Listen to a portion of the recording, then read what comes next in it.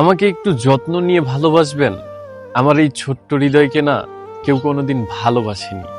কত সকাল পার করে দিচ্ছি অচেতনেই, কেউ ডাকেনি। কত দিন নিজেকে আটকে রেখেছি একাকিত্বে, অন্ধকার আর বদ্ধ ঘরে, কেউ আলো নিয়ে আসেনি।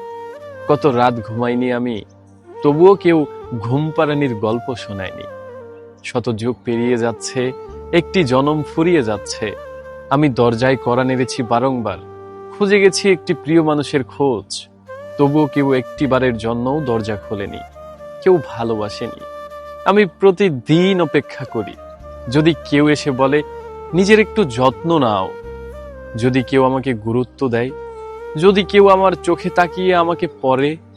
তাড়াহুড়োর কিছু নেই, সময় নিয়ে একটু একটু করে বলে ভালোবাসি।